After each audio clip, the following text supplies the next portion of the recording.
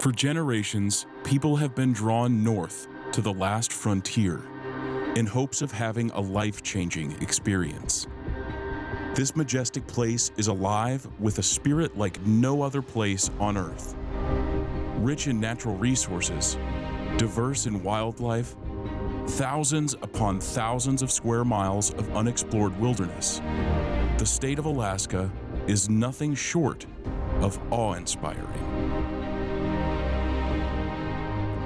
Every year, sportsmen and women from around the world travel to Alaska to test their skills against this great wilderness. But Alaska is not a place for the ill-prepared. Alaska has more annual missing person reports than anywhere else in the country, twice the national average. This vast wilderness can provide anyone an adventure of a lifetime, but it's up to you to stay alive to tell the story.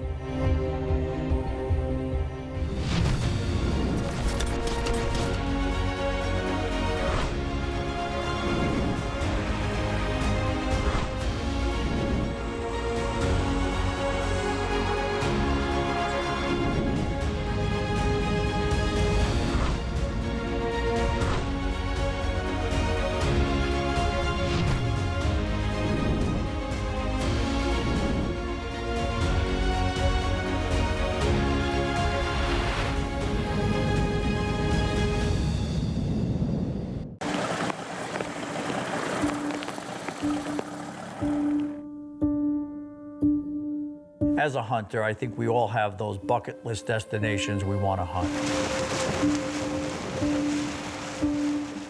Places like Africa, New Zealand, Greenland, but for me, Alaska was at the top of my list. September 30th, our first day in Alaska. That first trip to Alaska was an amazing experience.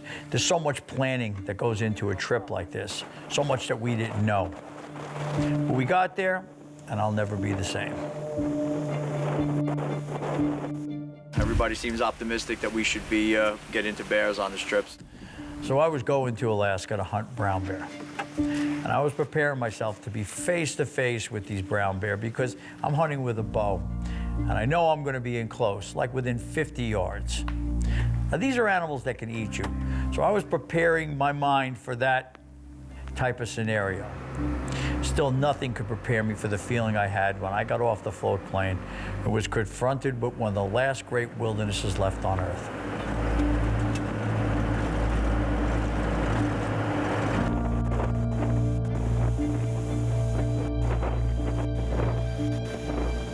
Seeing the mountains and the lakes and the wildlife, you realize just how small humans really are.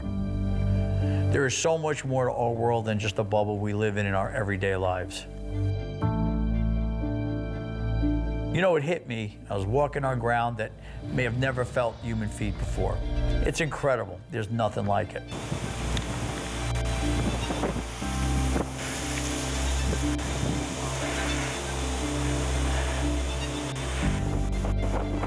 After that week of hunting in 2008, I knew I was never going to be the same. There was something about that place that literally captured my soul.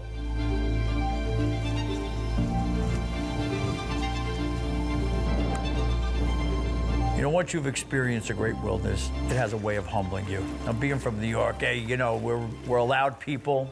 We know how to have a good time. But Alaska, man, it's got a way of turning down the volume on all that extra noise in our life. Out there, all I'm thinking about is how do I survive today? And at the end of the day, I'm thinking about how do I survive tomorrow? It's simple. But don't confuse simple with easy. Going on these wilderness adventure hunts is one of the most challenging things I've ever done in my life. I think it's why I'm so drawn to these types of pursuits, because when I'm out there, it forces me to be the best version of myself.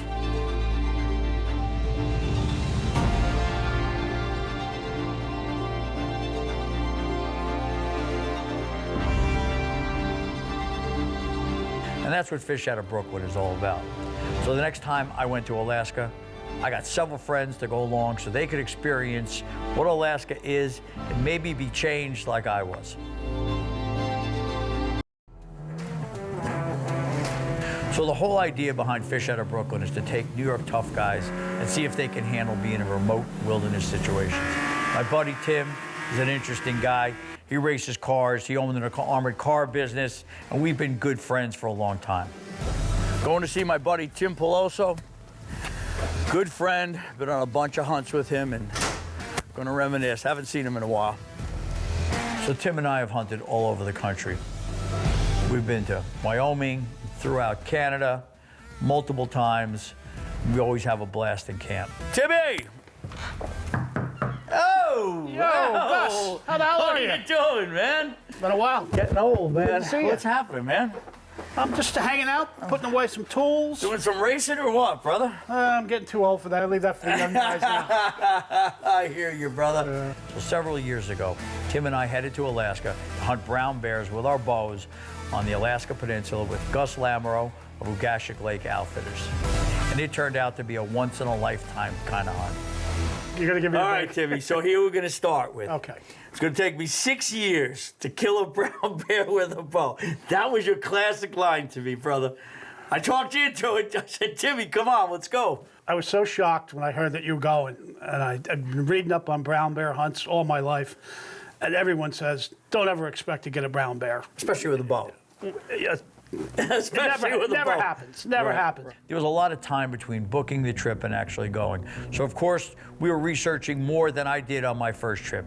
We researched everything we can get our hands on to be better prepared for this hunt. You know, everything we were seeing wasn't giving us much hope that this hunt was going to be successful. But that was not my experience in 2008, so we had hope that this was going to work out. When I first went brown bear hunting in 2008, we were in the heart of bear country. So much so that when we showed up to camp, the tent that we were staying in was ripped open and you could still see the paw prints on the tent. It was a wild experience.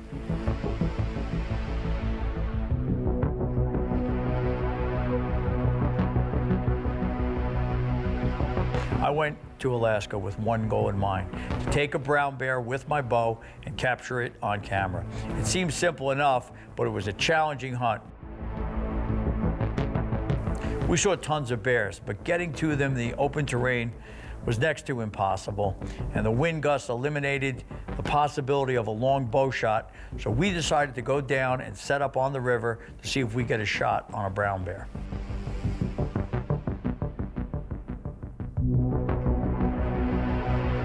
A good bear worked his way downriver right in front of us and gave me a 12-yard shot. The shot was good, and it was time to go track the animal down. And I got to tell you, when you're tracking a dangerous animal that can kill you with one swipe, and you know he's dying, it's pretty intense. These alders are thick, and it's extremely difficult to see through them.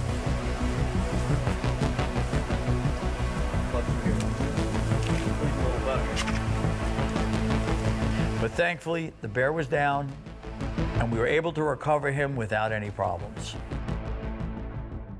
Well, it's my first Alaskan brown bear. We're here at Gus Lamoureux's Ugashik Lake Outfitters. Unbelievable how many bears we've seen in the 3 days we've been here. This was a little chancy. Our guide Cody made us aware of it. You know, getting down here, you're walking through bear country, and these alders are, 6 foot tall. And you're walking on their trails, you know they've been here. You're thinking any second one could pop out, but it worked out. It was only one afternoon down here, right, Cody? And this is great, fantastic. I mean, I don't know what to say. I'm speechless, you know. This is just an amazing thing. So after going on that first trip to Alaska and taking my brown bear with my bow, my buddy Tim, before I left, was like, there's no way you're gonna do it. I know friends who've made 6 trips to Alaska to hunt brown bear with a bow and never got the opportunity. You think you're gonna go there and get it done. Well, that's just New York, man. That's just how we are, you know. You doubt anything till you see it, you know. You don't believe it until you see it. Well, I got back and I'm like, Tim, I saw a ton of bears and I took a nice bear, but I know what I saw there, some giants. So I was like, dude, I know we can do this.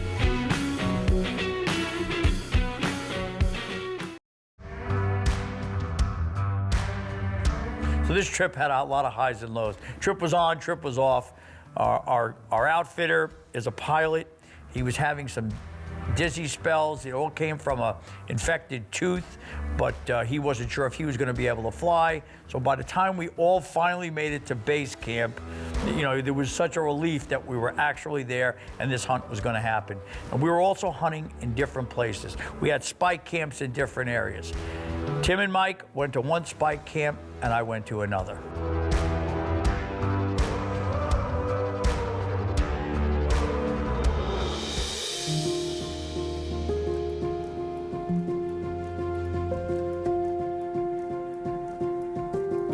After glassing a nice bear cruising the river below, Tim and his guide make their way down to the river in hopes of getting a shot.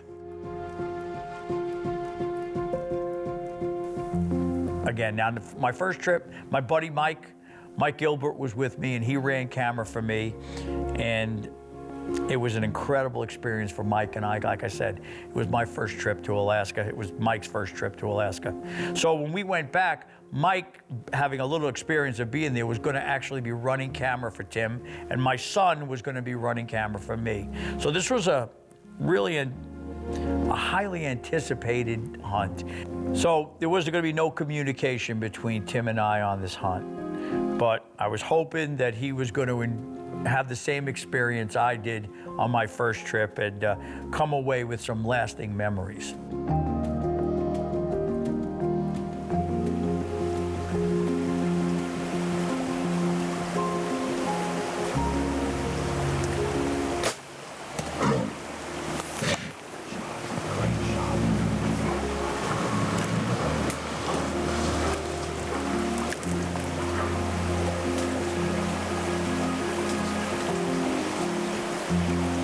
I gotta tell you, dude, this is probably the best shot I've ever seen on a big game animal, the one you made. It's a shame it blurs just a bit, but 56 yards, was that what it was? Yeah, 56 yards. It was like that arrow was guided by the Lord. I felt that was close enough. No, I mean, but Timmy, that arrow was like perfect. And like, you know, my thing with this whole brown bear thing was, look, dude, I don't want to stick it with an arrow and have somebody else and shoot it with a firearm and then say I killed it with a bow. If I don't get my clean shot and yours, dude, that's guts, bro. That's a shot. Yeah. That was a hell of a shot you made. I've known you a long time. I was shocked when I saw it hit him right in the breadbasket. Oh, it was perfect, man. Oh, my God. Perfect, man. Yeah. It's been 15 minutes. He's still right here. That first shot was beautiful. I mean, it was right where it should have been. He bled good right off the bat. He didn't really know where it came from. It was perfect. That was such a cool hunt. You know, I mean, like I said, our outfitter, Gus, doesn't really get that excited. When he finally came back he said, your buddy shot a big bear, because that thing is a giant. Well, he was worried about me because he saw me shooting in camp and my bow was all screwed up. Screwed up, I remember that, I couldn't hit the target at 15 yards at first. It turned out it was something stupid. I put the sight in the wrong holes. Right, okay. And we got that ironed out, but it kind of messes with your head a little bit. Well, that's the thing that people don't get. Like, well, most people who are archers get it. You know, that confidence thing it'll kill you. That's 99% of the game. If you don't have confidence in your bow and shooting, I mean, it'll screw up everything. And to take a shot like that on that animal, Timmy, it was off the hook, man. I remember just him coming in and going, your buddy shot a big bear. And these guys don't give credit for anything. Now, remember what we're doing. We got two New York guys, two schlubs from New York.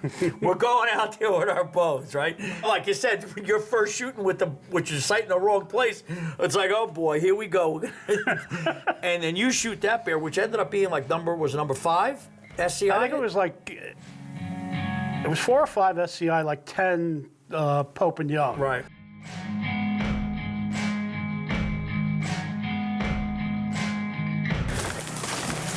Hey, bear, get up.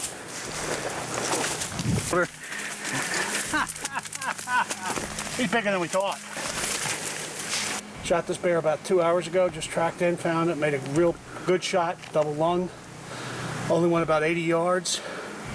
I'm amazed. I was happy to, I told the guide early in the day I'd take a good representative bear. I wasn't picky, I didn't need a 10-foot bear or a 9-foot bear. I have no idea how big he is, but this is just totally awesome. He's just one big monster.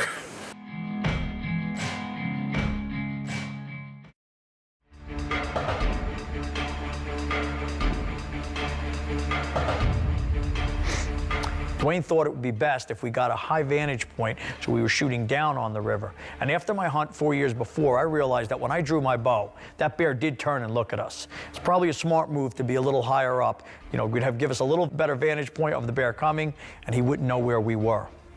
Well, we're set up on this vantage point, and there's a gravel bar about 25 yards away. We're thinking that's a perfect spot to take a shot on a bear. We got good video, and this should all work out. We're there for about 4 hours, and we spot a bear coming. Here he comes. It was tough to make a determination. The bear was in and out of the water, so his hair was kind of matted, but I knew it was a pretty big bear. So we see this bear coming, and I'm asking my guy, Dwayne, what do you think? Do you think he's a shooter? Once that bear got close enough, I didn't need Wayne to say anything. I was taking this bear. So the bear comes in, and instead of staying on that gravel bar along that far bank, he crosses the stream, and now he's on our bank.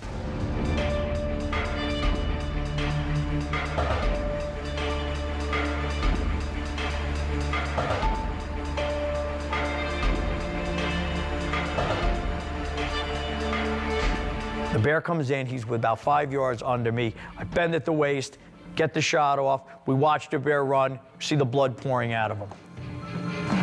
Well, after the shot, you know, we're all excited. This happened so quickly.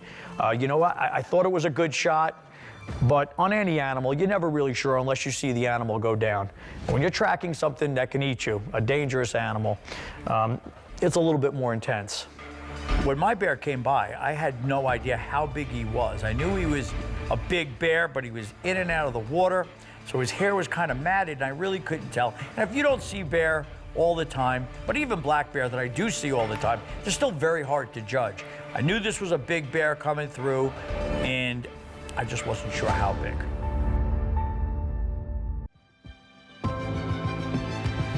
Blood trail was not hard to follow. We start following through, but once he got back into the bush, we're cutting our way through, moving stuff out of the way, stuff that would impede us from getting out of the way, but it's not going to impede that bear. If he's not dead, he's coming at us. Well, darkness was coming. We probably could have waited a little longer, but you know, I thought it would be better to track in the daylight than it was in the dark. So we're inching our way through this, and I tell you what, we're back to back, and we're just kind of moving through, looking for blood, but you know, you're thinking at any minute this bear's going to spring up. I guess we went about 60, 70 yards, and there our bear was laying. You know, people think that we don't hunt here and don't, because they hear in New York, they think of New York City. They don't realize how much time we put in the woods and how much bow hunting we actually do. So going out there was pretty intense, man. This bear came walking by. It was almost like a whitetail shot walking under your stand. Held my pin low, got a double lung shot, and just fantastic, fantastic bear. So I'm out there, and then, you know, I shoot my bear, which is like, you know, the #1 SCI. So it's like these two idiots from New York go there and get like the #1 and #4 SCI bears ever taken with a bow. Two morons from New York. You know, it just goes to show. I can just imagine how guys are looking at us going, how did these guys do that? I heard Timmy took a real monster on the first day. I haven't seen any pictures or anything yet, but couldn't be happier for him, and I don't know what else to say. The fact that my buddy Timmy shot his bear, which was another, you know, top 5 bear in the world with a bow, it's just pretty incredible. Because, you know, we always get it. We're guys from New York who show up in Alaska with our bows. Plus, there's a TV show involved. You know, people are not expecting much. So to come away with that and to come away with those feelings of accomplishment, like I said, it really wasn't that important that it was the size of the bears that we took.